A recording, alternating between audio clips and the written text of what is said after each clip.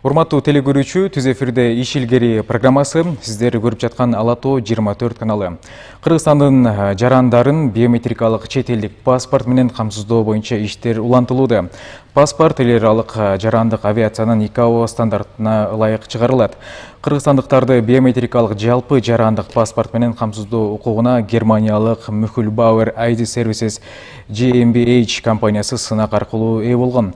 Быйыл 29 майда чет элдик үлгүдөгү паспорттун бланкын даярдоо, басып чыгаруу боюнча мамлекеттик каттоо кызматы менен компания ортосунда келишимге онлайн режимде кол коюлган. Мына жогорудагы айтылган кызматтарды тактоо үчүн, маалыматтар тактоо үчүн студиябызга мамлекеттик каттоо кызматынын төрагасынын орун басары Батырканов Тилек Карбегович менен маек жүргүзөбүз. Кутман күнүңүз менен биздин студиябызга кош келиңиз. Айтсаңыз, дароо эле биздин суроолорубуз, жаңы үлгүдөгү чет элдик паспорт кандай болот? Саламатсыздарбы, урматтуу азамат, саламатсыздарбы, урматтуу телекөрүүчүлөр. Эми биринчиден айтып кетсек, ушул электрондук паспорт боюнча бир тарых айтып кетейин. Бул чечим 2002 жылы Ново Орлеандык келишимдин негизинде 188 өлкө макулдугун берип, ошондон башталган да 2002 жылы. Анан эң биринчи электрондук паспорттор ошол 2003-2004 жылдары башталган. Анан эми биздин Кыргызстан боюнча айтсак, электрондук паспорт боюнча иш-чаралар 2015 жылы башталган. Анан эми электрондук паспортко өтүш үчүн бир топ иш-чаралар өтүш керек болчу. Бул ошол автоматташтырылган системаларды куруш керек болчу. Ошол биометрикалык маалыматтарды жарандардан чогултуш керек болчу. Ошол баарыңарга белгилүү болгондой 2014 жылы бул иш-чаралар башталган, биометрикалык маалыматтарды чогултуп. 2015 жылы каттоо кызматында ошо эң биринчи эле автоматташтырылган системалар иштеп баштаганда, ошонун негизинде концепция түзүлгөн. Кандай болуш керек, кандай жумуш алып барылыш керек. Анан кантип электрондук паспортко өтүштү. Анан бул жагдай боюнча чоң көп чет өлкөлүк ишканалар менен жумуш жүргүзүлгөн. Ошондо 2017 жылы электрондук ID карта киргизилген. Ошол электрондук ID картанын негизинде кандай иш болот деп, баягы кемчиликтердин баарын тастыктап, ошол 1 жылдык мөөнөт алган. Анан 2018 жылы тендер жарыялаган электрондук паспорткачы. Ошол тендердин негизинде дагы сот иштери болгон, баарына белгилүү болгондой. Ошол сот иштери туура эмес чечим кабыл алынган деп, сот иштери ошол 2019 жылдын декабрына чейин созулган. Анан 2019 жылдын декабрда ошол жогорку соттун чечимин алынгандан кийин эле жылдын башынан баштап биз дагы ошол өткөн тендерди жокко чыгарганбыз. Анын негизинде анан жаңы тендер жарыялаганбыз. Ошо 26 февралда жарыялап, жаңы тендерди 19 мартта ошол тендер ачылган да. Ошол тендер ачылганда тендерге 3 ишкана катышкан. Бул Mühlbauer ID Service компаниясы, Германиянын Idemia France компаниясы Франциядан, жана банкноттук фабрика Казакстандан катышканда, ушу 3 мекеме. Бул тендер болсо, мындай айтканда, мамлекеттик сатып алуулардын түрлөрү бар. Ошол биз өткөзгөн тендер бул одноэтапный, двухпакетный деп коет. Ошол биринчи этабында 3 ишкананын талапкерлердин биз технический спецификациясын текшергенбиз да, аныктаганбыз. Ошол мезгилде Idemia France компаниясынын талабын биз жокко чыгарганбыз, комиссия. Анан калган 2 компаниядан ошол Mühlbauer компаниясы жалпы 1,5 миллион паспортты 655 миллионго чыгарып беребиз дешкен. Казакстандык банкнот фабрикасы болсо 800 миллионго чыгарып беребиз деген. Анан ошол эң арзан баа бул Mühlbauer компаниясы болуп жарыяланып, ошол Mühlbauer компаниясы утуп алган. Анан эми май айында ошол келишимдер түзүлгөн. Бул келишимге барыш үчүн дагы бир топ тоскоолчулуктар болуп калды. Бул эми мына коронавирус пандемиясы башталып калды. Авиа байланыш үзүлүп, Авиа байланыш чегаралар үзүлүп калды, анан жабылып калды. Ошонун негизинде биз дагы көп көйгөйлөргө туш болдук да.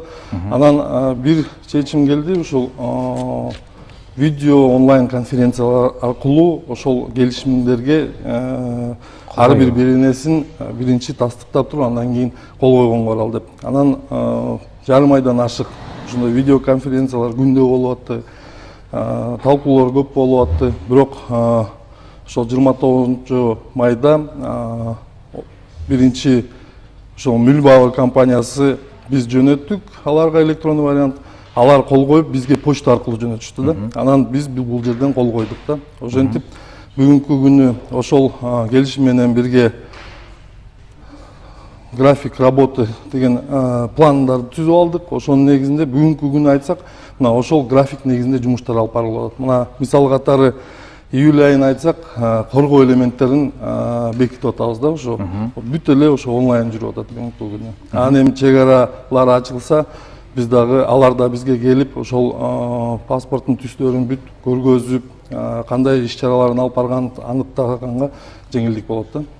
Айтсаңыз, анан эски үлгүдөгү ушул чет элдик паспорт менен азыркы жаңы үлгүдөгү кандай айырмачылыктар болот? Эмнеде? Эми эски үлгүдөгү паспортубуз 2006 жылы чыккан. 2006 жылы эми бүгүнкү күндө күн сайын технология өзгөрүп атат. Мүмкүнчүлүктөр дагы көбөйүп атат да. Анан 2006 жылкы ошол элементтер бүгүнкү күнү коопсуздукка жооп бере албай калды да. Ошондуктан азыркы жаңы чыгып аткан үлгүдөгү паспортто 30дан ашык ошол коргоо элементтери бар да. Бул ошол чипке чейин эле да. Чиптин дагы өзүнүн коргоо элементтери бар да. Бул чип дагы ошо 2002 жылдан бери бекитилген деп атпайбызбы? Ооба. Көп өзгөрүүгө мажбур болду да. Ошондуктан азыркы күнү ошол бүгүн чыгарчу биздин паспортубуз бүгүнкү күн талабына толугу менен жооп берет деп ойлойбуз. Демекчи, жанагы ИКАО деп айтып калбадыкпы? Бул авиациялык, бул ал кандай, ошону айтып өтсөңүз? Бул ошол баягы 2002 жылы келишим түзүлгөндө ошондой бир ишкана түзүлгөн да. Ошол ИКАО баардык 188 мамлекет кол коюлгандан кийин ошолордун баарын бирдиктей болуш керек да, жумуш. Көзөмөлдөй турган орган. Көзөмөлдөп, ошол 9303 деген документ бар. Ошонун негизинде талаптар жазылган да, паспорттор кандай болушту. Ошол ИКАО көзөмөлдөйт ошол. Анан биздин чет элдик паспорттор мурун кичине коопсуздук жагынан чабал деп атпады беле? Бул боюнча дагы айтып өтсөңүз. Бул мындай башынан алсак, эң биринчи Кыргызстандын паспорту бул 94 жылкы үлгүсүндө болгон. Баарыңарга белгилүү болгондой, ал паспорт сүрөт чапталчы, калемсап менен жазылчы маалымат. Анан аны ошол эле жууп койчу средстволор бар болчу да. Ошонун негизинде эң 2006 жылы уже кичи типографиядан чыгарыла баштады да. Бирок ошол мезгилде деле баягы жарандар келгенде деген ошол сүрөтүн алып келчи, анкетаны толтурчу да, кол түрүндө. Анан типографияга кетчи.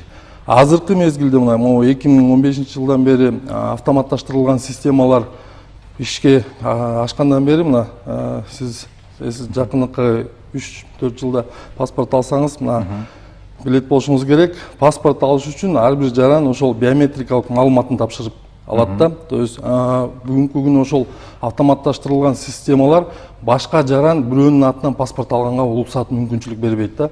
Ошол эле кол тамгасын койгон күнү ошол эле мезгилде жана камералар бар да. Компьютерде камералар бар. Ошол сүрөткө да тартып алат да. Кол тамгасын, например, мен койсом, сиз сүрөткө тартылып калсаңыз, программа сразу жаап таштайт, блокировка коюп коет да. Мүмкүнчүлүк жок. Демек башка бирөө деп эле? Башка бирөө бирөөнүн ордуна паспорт ала албайт. Андан сырткары дагы айтып кетсек, бизде ошо завод бар, паспорт чыгаруучу. Ошол заводдо дагы программалар бар. Баягы сүрөттөрдү сравнивать этет да. Ошол сүрөттөн бир 15% өзгөрүүлөр болуп калса, азыркы күнү мына көптөрү баягы пластический операцияларды кылып атат. Демек ошол программа өзү салыштырат, адамдардын өң келбеттерин, и блокировка коюп коет да, ошойдон паспорттагы даярдалбай калат да. Анан мисалы паспортторду алууда бул кагаз маселесине такалып калат эмеспи көбүнчө көйгөйлөрчү?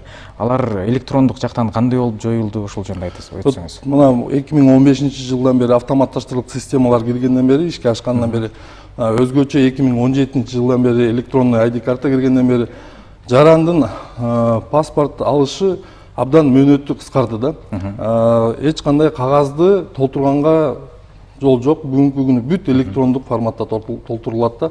Ошол эле жанагы жаран өзүн тастыкташ үчүн жана биометрикалык маалыматын тапшырат. Бүт автоматташтырылган, ошондуктан бир топ эле жеңил болуп калды да. Тендер жөнүндө кайрыла кетсек, тендерде канча компания катышты? Ошол эле Мүкүл Бауыр дедиңиз. 3 компания катышты. Бул Мülbauer компаниясы, Idemia France компаниясы, анан жана Казакстан банкноттук компаниясы. Бул сапаты жагынанбы, кайсыл жагынан мындай каралды бардык категориялар? Эң биринчиден жана техникалык спецификациясын деп атпайбызбы? Бул абдан чоң документ. Бул техникалык спецификацияга дүйнө жүзү боюнча бир 10 чакты эле ишканалар бар. Ошого туруктуу иштеп, коопсуздукту камсыз кылган. Ошол мекемелер эле катыша алат да. Анан эми биринчи тендерде баягы 5 мекеме катышкан. Бул жолкусунда болсо 3 мекеме эле катышты да. Бул эми дүйнө жүзүндө Idemia France, Mülbauer компаниялар булар дүйнө жүзүнө белгилүү ишканалар да. Коргонуу жагына да кайрыла кетсек, биздин паспорт ошондо чет элдик канчалык деңгээлде корголот?